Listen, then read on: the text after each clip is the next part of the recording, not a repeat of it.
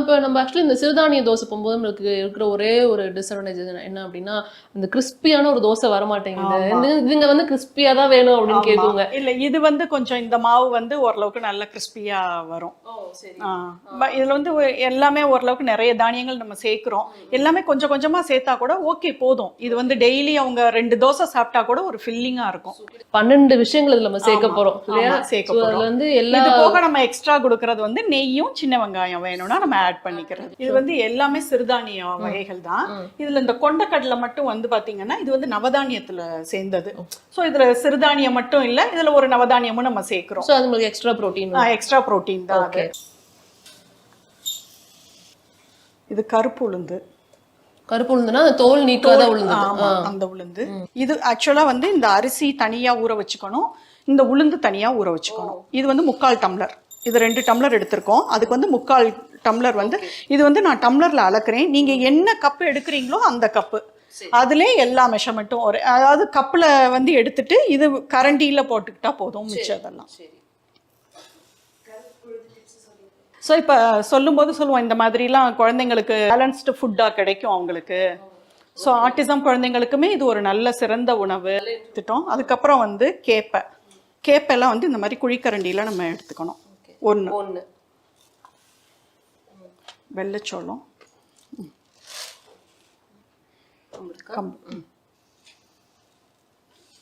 கம்பு மிச்சம் எல்லாமே இந்த ஸ்பூனில் எடுத்துக்க வேண்டியதுதான். இதில் வந்து இந்த முழு பாசி பயறு இதெல்லாம் வந்து நல்ல ப்ரோட்டீன் ஆக்சுவலாக.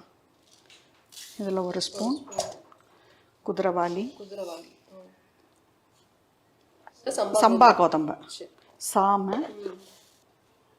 இந்த அரிசி தனியாக ஊற வச்சுக்கணும், உளுந்து தனியாக ஊற வச்சுக்கணும். மிச்சம் இந்த இன்க்ரீடியன்ஸ் எல்லாமே வந்து இது 3 ஒன்றா வச்சுக்கலாம். கேப்பை, கம்பு, வெள்ளைச்சோளம் இது 3 தனியாக ஊற வச்சுட்டு நம்ம ஆட்டும் போது எல்லாம் ஒன்றா ஆட்டிக்கலாம். இந்த ஸ்பூனில் எடுத்து வைக்கிறது இது எல்லாமே வந்து மிக்சியில் தனியாக ஊற வச்சுட்டு மிக்சியில் ஒரு சுற்றிட்டு மாவு 3/4 பதம் ஆட்டுனதுக்கப்புறம் உளுந்து நம்ம எப்பவும் போல் ஆட்டிடுவோம். இட்லிக்கு ஆட்டுற மாதிரியே தான் கிரைண்டரில் நம்ம ஒரு 1/2 மணி நேரத்துக்கு போட்டு எப்பவும் இட்லி காட்டுற மாதிரி ஆட்டிக்கணும். உளுந்து தனியாக ஆட்டி அள்ளிடணும். அதுக்கப்புறம் இந்த அரிசி போட்டுட்டு இந்த அரிசி கொஞ்சம் ஆட்டும் போது இது 3 சேர்த்துக்கலாம். கேப்பை, வெள்ளைச்சோளம், கம்பு 3ஐயும் போட்டு அரிசியோடு சேர்த்து ஆட்டிக்கலாம். அது ஒரு 1/2 பதம் 3/4 பதம் ஆட்டுனதுக்கு அப்புறம் இந்த மிச்ச இன்கிரீடியன்ஸ் நம்ம போட்டிருக்கோம்ல ஸ்பூன்ல அளந்து அது தனியாவே ஒரு பாத்திரத்துல போட்டு நம்ம ஊற வச்சுக்கணும். அதை மிக்சியில போட்டு ஒரு சுத்திட்டு கடைசியா அந்த 3/4 பதம் ஆட்டும் போது அதுல போட்டுட்டோம் அப்படின்னா எல்லாம் ஒன்னா பிளெண்ட் ஆயிரும். ஏன்னா இது வந்து ஒன்னா போட்டுட்டோம்னா சரியா பிளெண்ட் ஆகாம அங்கங்க திப்பியா இருக்கும். ரொம்ப சிம்பிள். இந்த சகப்பரிசியும் உளுந்தையும் தனித்தனியா ஊற வச்சுக்கணும். ஆமா, ஸ்பூன்ல அளக்கிறதுலாம் தனியா ஊற வச்சுக்கணும், கரண்டில இருக்கிறத தனியா ஊற வச்சுக்கணும். சிம்பிள். ஓகே.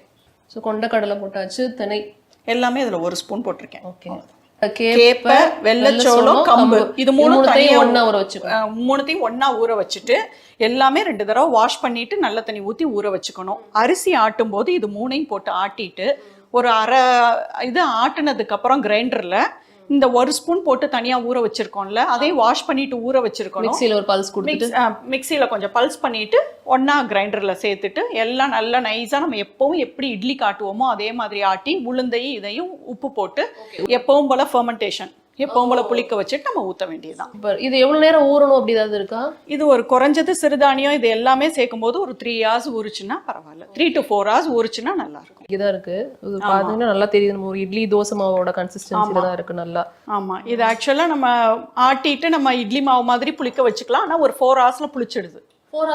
4 hours புளிச்சிடுது. சப்போஸ் நமக்கு இப்போ ஆட்டிட்டோம் உடனே நம்ம செய்யணும் அப்படின்னா கூட கொஞ்சம் தயிர் ஆட் பண்ணிட்டு கலந்துட்டு நம்ம உடனே தோசை சுட்டு இமிடியேட்டா அதை பண்ணிக்கலாம். ஆமா, காலையில. இதுக்கு வந்து ஈரல் வச்சு சாப்பிடுவீங்க. ஓகே, கிரேவி வச்சு. வாசமா இருக்குங்க. ஆக்சுவலா இதுல வந்து எத்தனை இன்கிரிடியன்ஸ் போட்டாங்கங்கறத நீங்க பாத்திருப்பீங்க.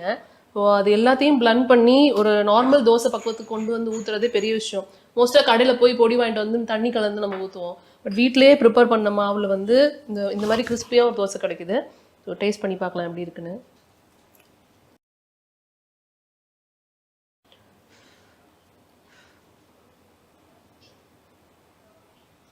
நெய் வாசம், இந்த சிறுதானிய வாசம் ரெண்டும் சேர்த்து வேற லெவல்ல இருக்கு.